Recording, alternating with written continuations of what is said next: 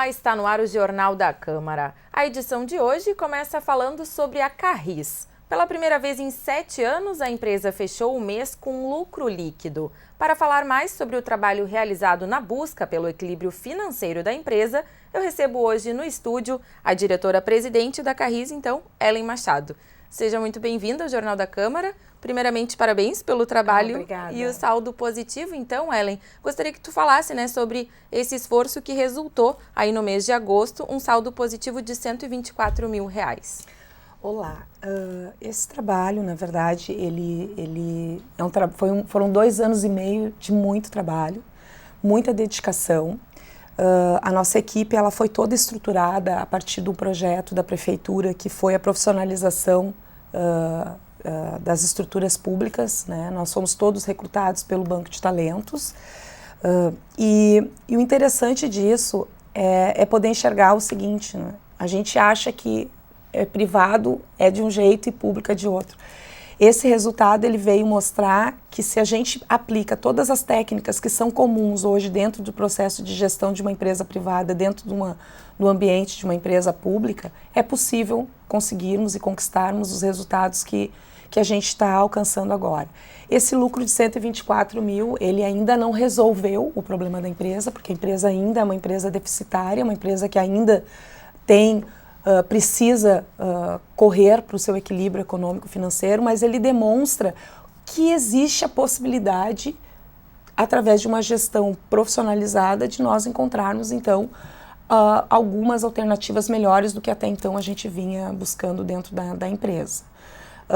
Todo o nosso foco foi a partir do plano de gestão. Em 2017, nós estruturamos o plano de gestão da companhia, com o viés de buscar o zeramento do déficit. Esse foi o principal objetivo e se vocês forem lá dentro da empresa, a gente fala sobre isso o tempo inteiro, quase como uma forma de deixar aquilo vivo o tempo inteiro, né, para que a gente possa efetivamente trazer esse resultado para dentro da instituição e sempre lembrando que a empresa, por ser uma empresa pública, nós não estamos trabalhando com dinheiro que é nosso. Diferente da empresa privada, que o dono vai lá, ele define os seus critérios. Nós estamos trabalhando com o dinheiro da população. E qualquer uso inadequado que a gente faça do recurso, a gente está tirando de algum lugar. Ou seja, algum lugar deixa de ter esse recurso. No ano passado, nós conseguimos fechar em relação a 2016, 55 milhões a menos do prejuízo da companhia, né? E isso resultou em 64% a menos de aportes da prefeitura para a Carris. E todo o nosso foco agora é buscar a questão da melhora do serviço público e também a questão de efetivamente buscar o zeramento do déficit da companhia. A gente agora, neste ano, lançou o edital para aquisição dos novos ônibus, agora já está na Câmara o projeto de lei autorizativo que o prefeito mandou a semana passada para que a prefeitura possa ser garantidora da Carris, no financiamento juntamente à Caixa Econômica Federal, são 40 milhões, vão ser 87 novos ônibus. E esse projeto ele é de suma importância porque a Carris, ao contrário do que deveria ter acontecido, né, que é quando tu recebe os aportes da prefeitura, tu poderia ter recebido para fazer os investimentos, ela utilizou esses recursos praticamente para pagar suas despesas, né? Então a ideia é que com essa possibilidade que nós temos agora, né, e a necessidade, na verdade, de fazer a substituição da frota, a gente consiga um desempenho melhor, né? Na verdade, esse ano nós poderíamos ter tido um resultado até um pouco melhor se nós tivéssemos conseguido fazer a renovação da frota, mas infelizmente, em função desse atraso do financiamento, a gente não conseguiu. Então a gente agora aguarda essa aprovação desse projeto. Nós estamos falando aí mais ou menos de 30% da nossa frota, né, sendo renovada. A gente está falando em torno de 40 mil pessoas por dia que vão ser beneficiadas diretamente com essa mudança. Então é um projeto muito importante para a cidade. Com a renovação da frota, também se espera que aumente o número de passageiros, porque ano a ano tem tido essa redução, né, Ellen? Sim. Só neste ano a Carris teve 8% a menos de passageiros transportados. Então, imaginem vocês, além de nós termos todo esse desafio que é o sistema de transporte, que a gente vem acompanhando no mundo, que tem tido uma queda significativa, a Carris sempre sofre e acaba sofrendo um pouco mais do que o sistema de transporte, ela tem os índices maiores. Um comparativo de 2016 a 2018, foram 20 milhões a menos de passageiros nos ônibus da Carris. E mesmo com isso, nós conseguimos trazer esses resultados. O enfoque agora de trazer esses ônibus novos, eu acho que é também entregar um serviço de qualidade para o cidadão. A frota da Carris hoje é a frota mais envelhecida do sistema de transporte. A nossa média de idade está em torno de 9,6 anos. Tu traz isso, carrega com uma ineficiência que a gente teve ao longo dos anos, que foi de não ter a prática de uma manutenção corretiva, efetiva, e não existir a inexistência de uma manutenção preventiva. Tu imagina tu ter um carro que tu nunca faz uma manutenção preventiva, é obviamente que tu vai ter uma frota extremamente fadigada, com custos de manutenção representativos. Então esse acho que é o foco muito grande para trazer o melhor serviço para quem realmente precisa. A gente sempre diz, os aplicativos estão aí, os outros modais estão aí, mas quem realmente precisa do sistema de transporte público são as pessoas menos favorecidas, são os trabalhadores que moram, na sua grande maioria, em zonas extremas da cidade. Esse não tem a opção do aplicativo porque o custo é muito alto. Então ele precisa realmente, com o custo da passagem que ele paga, o valor da passagem que ele paga, receber um serviço de qualidade. É isso que nós estamos buscando, mesmo aí com as dificuldades que a gente vem vivendo nos últimos anos. Além de melhorar a frota, né, da Carris, quais são as outras ações que vocês desenvolvem na busca por esse equilíbrio financeiro, seja em questão de pessoal, qualificação dos profissionais, quais são os outros braços, né, desenvolvidos? Bom, a gente agora, todo o sistema de Porto Alegre implantou o sistema de GPS, né, isso é algo que traz uma melhora do serviço para o cidadão, que tem a possibilidade de poder acompanhar o seu ônibus de uma forma em tempo real, né?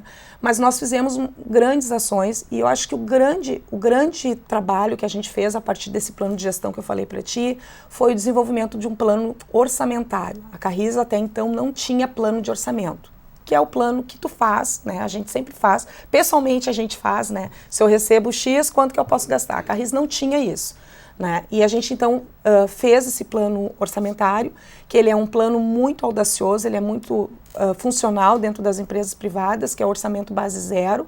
Estruturamos esse plano, foram mais de 46 headcounts envolvidos, ou seja, a gente envolveu todas as pessoas que estão envolvidas na parte de orçamento da empresa. Essas pessoas participam, nós fazemos reuniões mensais, né, onde as pessoas vão lá, olham e analisam as oportunidades que nós temos, aonde a gente pode melhorar os nossos resultados. Enfim, e aí a gente foi encontrando várias oportunidades. Eu sempre digo, a Carris tem muitas oportunidades dentro da empresa, a gente identificou muitas possibilidades de melhorar o nosso resultado. Uma delas foi na própria revisão dos contratos com fornecedores. Além da revisão dos contratos, revisão de folha de pagamento. Só na parte de folha de pagamentos foram 9,4 milhões a menos. Na parte de revisão de contratos de fornecedores foram 1,5 milhão de fornecedores diretos e mais na parte de combustíveis, mais 1,1 milhão. Então, foram muitas coisas que nós mudamos a nossa forma de pensar, quer dizer, tudo vira uma possibilidade, não é porque sempre foi assim que vai continuar sendo, quer dizer, a gente está sempre promovendo e discutindo e provocando a questão da saída da zona de conforto, que eu acho que é o que a gente precisa fazer dentro do dia a dia em todo o sistema público, né? Não achar que tudo que a gente tem ou que conquistou até o momento vai manter com que a empresa fique viva para frente. Aquilo que trouxe a empresa até onde a empresa chegou hoje, necessariamente não é o que vai fazer com que a empresa chegue aonde ela precisa chegar. E aí, independente de qualquer direcionamento que a gente possa dizer da companhia, né? Acho que isso é muito importante. Ellen, em 2016 a empresa tinha um déficit de mais ou menos 70 milhões de reais, né? Existe alguma expectativa de como essas contas devem ser fechadas esse ano e também uma expectativa para 2020, que é o último ano do governo, né, nesse mandato? Bom, a expectativa para 2020 é zerar o déficit, né? Esse é o nosso desejo, esse é o nosso objetivo, isso é o que nós vamos perseguir ao longo deste ano e do ano que vem, né? Claro que o cenário externo ele tem uma influência muito grande, né? Como eu mencionei em determinado momento, só de receita esse ano nós perdemos 5,8 milhões, né? E nós tínhamos projetado perder em torno de 3%. Então, esse índice foi de 8% de passageiro, foi muito maior do que a gente estimava, nós não imaginávamos que iríamos perder tanto passageiro. Mas, de qualquer forma, a nossa métrica lá é melhorar sempre a nossa eficiência de tal forma que a gente possa realmente ser uma empresa que consiga ter o seu equilíbrio, que consiga se manter pelos seus próprios recursos. Por quê? Não é porque ela é uma empresa pública que ela não tenha que se manter. Aí é que ela tem mais obrigação ainda de se manter. A questão da renovação da frota, ela é determinante para essa nossa mudança. Para este ano ainda a gente não vai ter a felicidade de conseguir zerar o nosso resultado, mas nós vamos fazer números melhores do que o ano passado, mas ainda é um resultado negativo. Acho que isso é importante dizer. A empresa atingiu o lucro líquido, ela tem atingido nos últimos 2 anos lucro operacional. O que é o lucro operacional? A empresa, para colocar os seus ônibus na rua, já está ganhando dinheiro. Ganhando dinheiro no sentido de que ela está tendo um lucro operacional. Até 2017, nós pagávamos para colocar os nossos ônibus na rua. É como se a empresa tirasse dinheiro do bolso para colocar a operação dela na rua. Nenhum negócio sobrevive dessa forma. Se a tua linha do lucro operacional ela não tiver acima do que, no mínimo, se ela não gerar um pouco de resultado, tu não tem como manter esse negócio vivo. Não existe nenhum negócio que funcione assim. Então, tu imagina que antes nós ficávamos no negativo. Agora, esse ano já fechamos 12 milhões e 200, já superamos o lucro bruto do ano passado, que o ano todo fechou em 11 milhões e 800, né?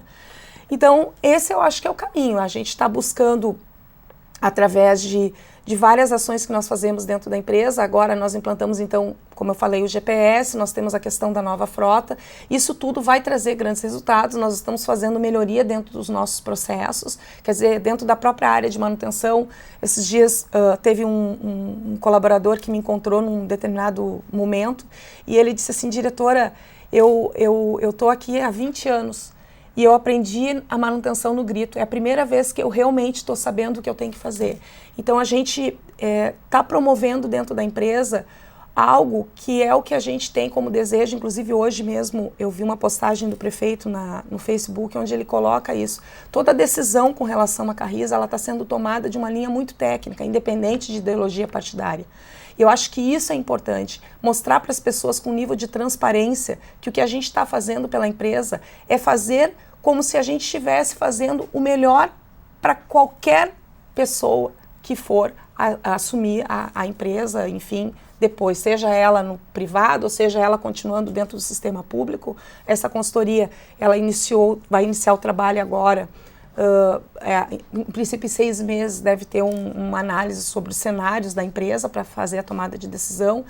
E com todo esse ambiente, a gente está fazendo com que as pessoas se mobilizem para que elas tenham um foco em buscar o zeramento de déficit e que isso seja algo muito presente, independente da gestão que vai estar lá, né? Eu sempre falo, a Carris ela não foi feita das gestões que estiveram lá, mas sim de todas as pessoas que fazem parte, inclusive nós como cidadão. Então a gente espera que todos possam ter esse olhar e esse cuidado com a empresa daqui para frente. Tá certo. Gostaria muito de agradecer a tua participação aqui no Jornal da Câmara e mais uma vez te parabenizar, então. Muito obrigada, eu que agradeço. A gente segue agora para falar sobre o processo seletivo de estágios aqui no Legislativo. As inscrições são gratuitas e podem ser realizadas até o dia 10 de outubro.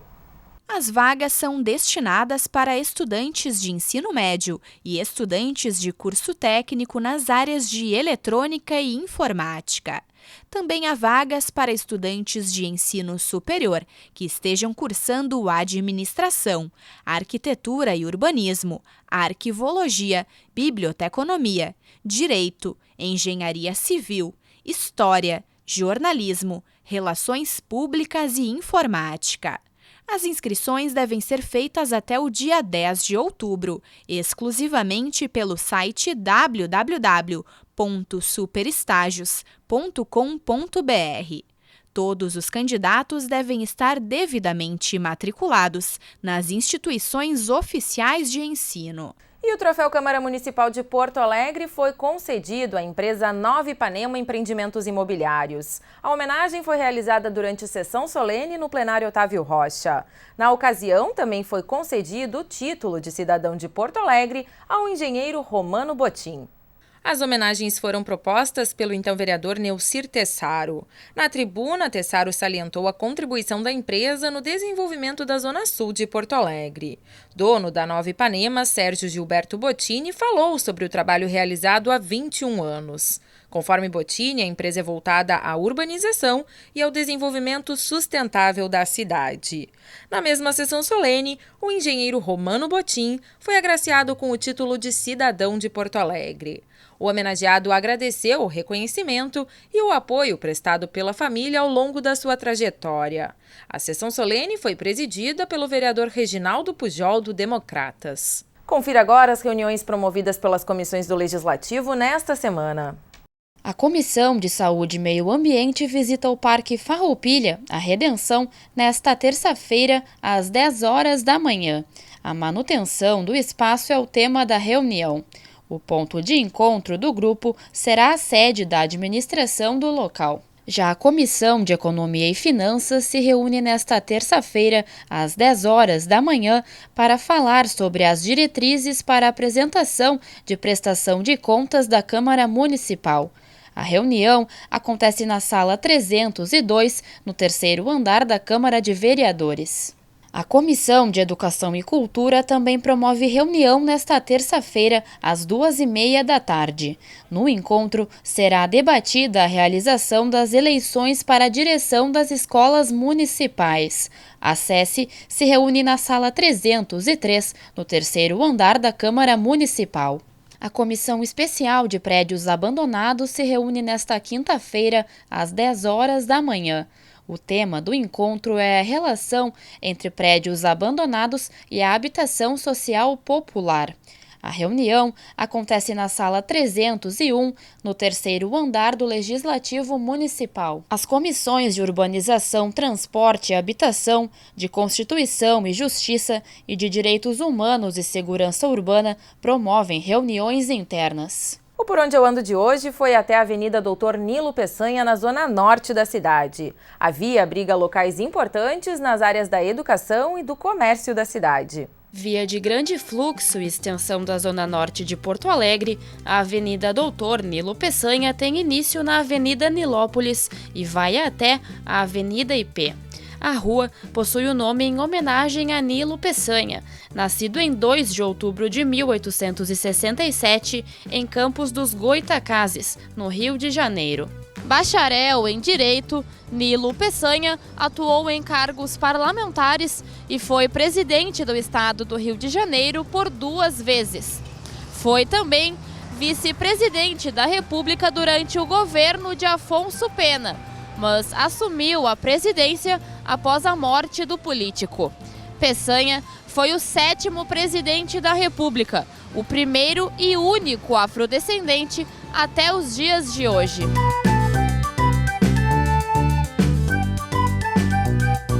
A passagem de Nilo Peçanha pela presidência da República durou pouco mais de 1 ano. Durante o breve período no cargo, Peçanha criou o Serviço de Proteção aos Índios e o Ministério da Agricultura, Comércio e Indústria. O político inaugurou o ensino técnico no país, além de implantar a primeira legislação nacional de trânsito. Afastado da vida política, Nilo Peçanha faleceu no Rio de Janeiro, em 31 de março de 1924. Com movimentação intensa, a Avenida Doutor Nilo Peçanha abriga importantes locais comerciais e educacionais para a cidade.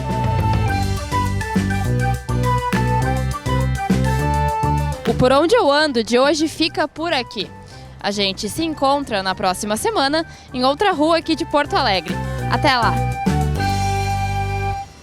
O Jornal da Câmara de hoje fica por aqui. Obrigada pela sua companhia. A gente se encontra na próxima edição. Até lá!